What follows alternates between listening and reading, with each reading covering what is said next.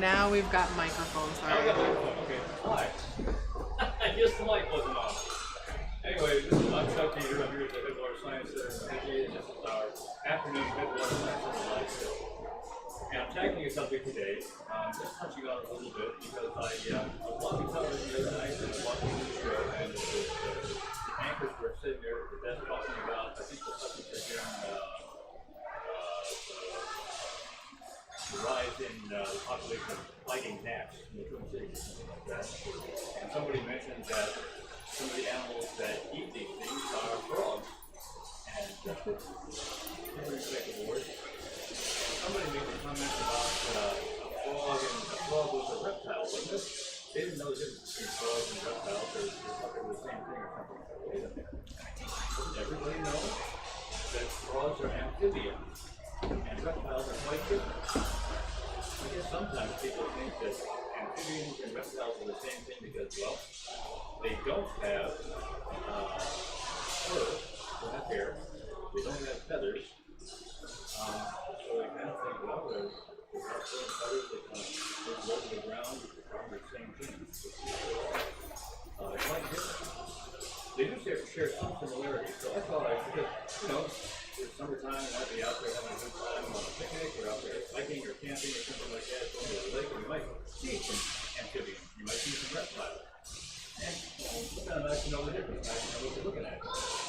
So I'm going to go through some of the things that are alike for amphibians and reptiles, and then talk about some of the differences. The differences are pretty striking.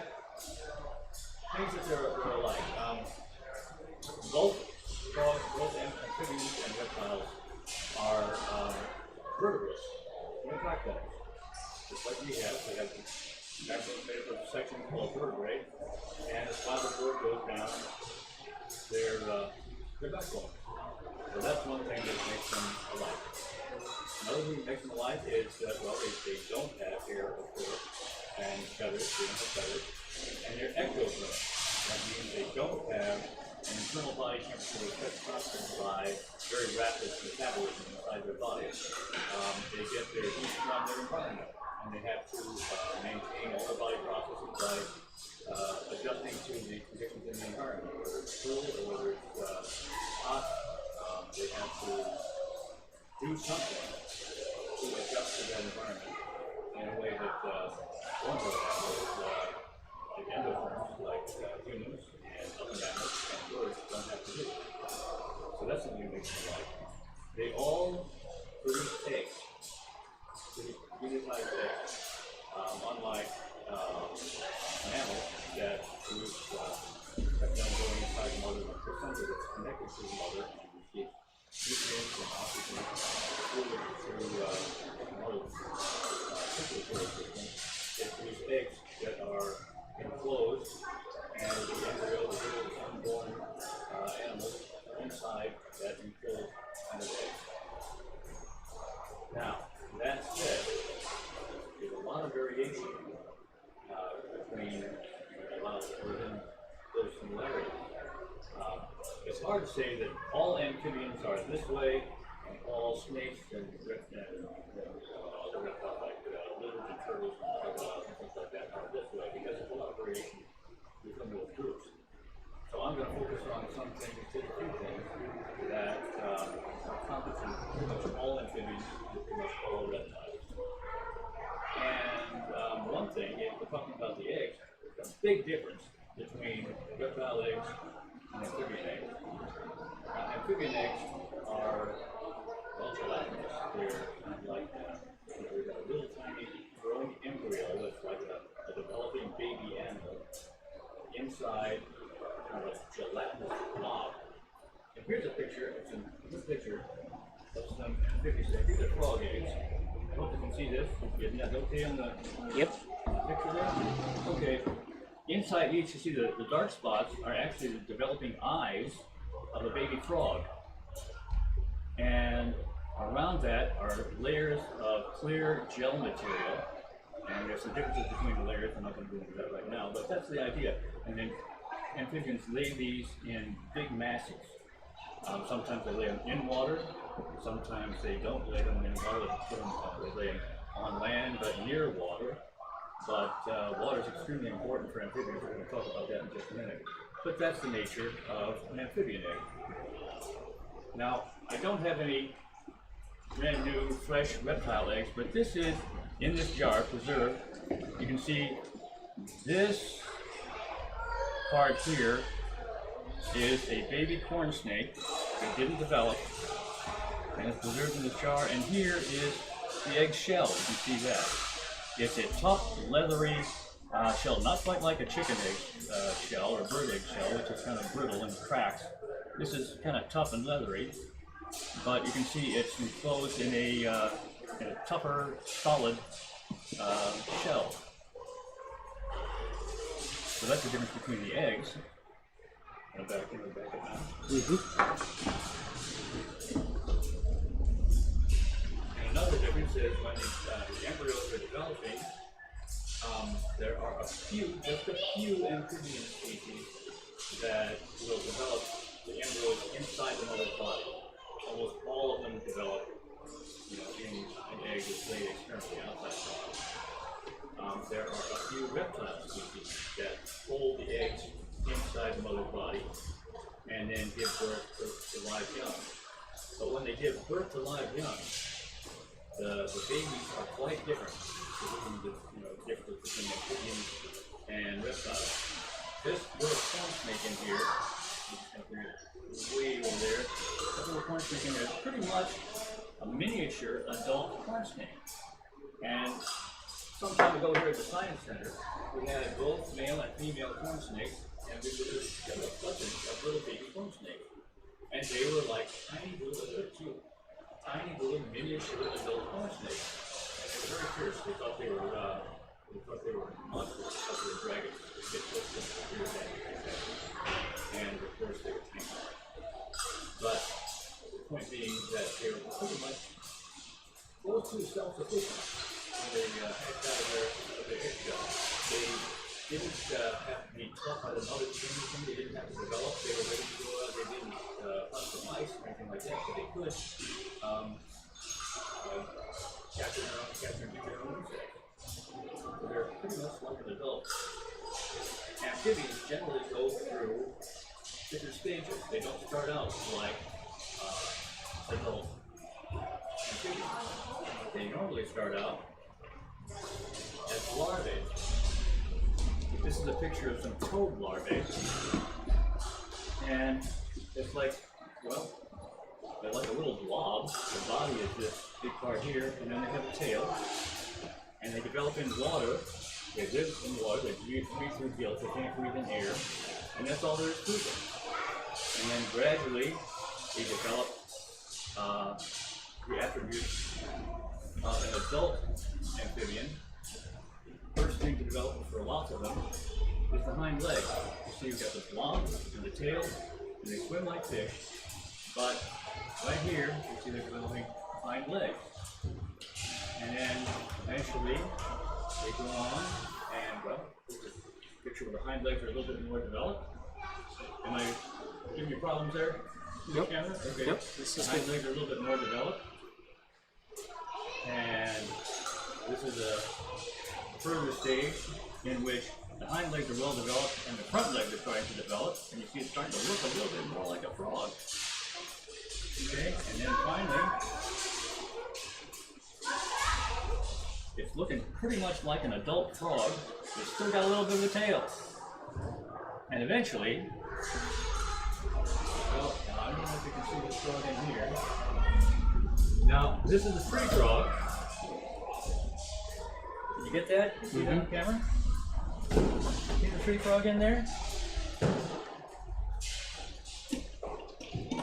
You gotta get him to move a little bit. I don't want to pick him up and hold him too much because it might hurt his skin. And that's something. You getting this a little bit? Can you see it? I hope you can see this. And that's something we're going to talk about next, the difference between reptiles and amphibians is their skin and the way they breathe. That's very connected. The way amphibians breathe and their skin. So amphibians go through developmental stages after they're born, after they come out of the egg. And reptiles don't. Reptiles are pretty much miniature. The crocodile has babies. It's a miniature crocodile, miniature adult crocodile. Sea turtles give birth. I mean, they lay their eggs on the beach, and the little baby sea turtles hatch out. And there are some anatomical differences. The proportions of body parts and so forth are a little bit different. But when you see, probably you can go online and see pictures of hundreds of little baby sea turtles scrambling for the water after they hatch out in the sand, and they're pretty much like miniature adult sea turtles. Well, of course, that doesn't happen with amphibians. For example, like, this is, and all amphibians, not just frogs and toads. This is an amphibian tadpole. And you look at that? Here's a bit greater stage. You can see the legs starting to develop. And these structures up here are gills. They're extended gills that allow them to breathe in the water. And eventually, that grows into an animal that looks like this. No gills. And breathing air. But goes through that metamorphic stage to get to an adult. Now we're going to talk about their skins. The reason we don't allow people to hold the amphibian here in the Science Center is we allow them to hold reptiles and snakes, lizards, that sort of thing. But we don't have them hold amphibians because their skins are very delicate and they can be easily hurt. And that's, well, that's a big difference. Snakes and turtles and lizards have scales. Sophie, our first snake, beautiful Sophie. And she is a very, corn snakes have very smooth, soft texture, but those scales are pretty tough. The skins are covered with scales, and they are made of keratin, the same kind of material that fingernails are made of, same kind of material that's on the outside of horns on things like cattle and buffalo, that sort of thing. So it's very tough, and it keeps in moisture and keeps out things too. It's a very protective surface. Amphibians, on the other hand, are very delicate. They have thin skins and they're very porous. They have to keep their skins moist because if they dry out, well, for one thing, they suffocate. Amphibians breathe with lungs. Well, amphibians have a lot of different ways of breathing. Some amphibians breathe with gills almost all their life. Some amphibians breathe with both gills and lungs. Some amphibians breathe with primarily lungs. And pretty much all amphibians breathe somewhat through their skins. They absorb a lot of oxygen through their skins. I think I heard someone ask a question of a naturalist one time, how long can frogs stay underwater? And how long can amphibians stay underwater? And said 4 to 7 hours, even though they can breathe air with their lungs. But they absorb oxygen through their skins in the water. And some frog species can stay underwater like fish, but they don't bring their gills, so they absorb oxygen through their lungs. There are also some species of salamander that don't have lungs at all. They're lungless, and they breathe entirely through their skins. Now, in order to keep their skins moist, they often secrete some kind of mucus to cover their skin, and that might lead you to think that, well, they are sometimes slimy. And maybe people associate hairless things with slime on their skin, like fish have slime on their skin, amphibian species have slime on their skin, and they say, well, snakes have slime. Snakes are slimy, they don't have slime on their skin. So let's see, we've covered the difference in skins, the way they breathe. Snakes, by the way, and turtles, and lizards, and crocodiles, and their relatives like alligators and penguins and things like that, all breathe with their lungs. They can't breathe with their skin. They don't absorb oxygen that way.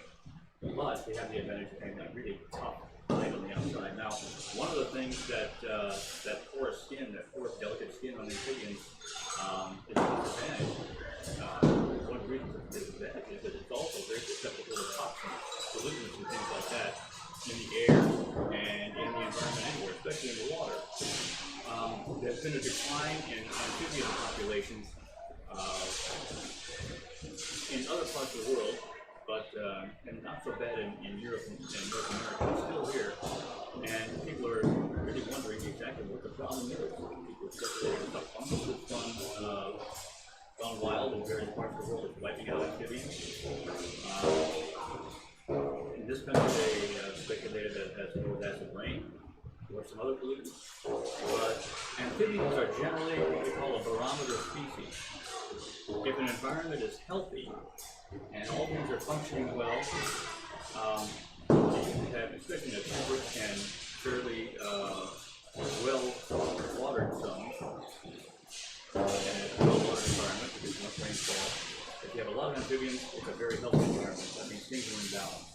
Things are very healthy. When amphibian populations start to die out, that means that things aren't going so well. And that's something something we should pay attention to. Amphibians and reptiles are found on pretty much all continents. Reptiles are found in moist environments. There are some aquatic reptiles. There are some that can live in salt water.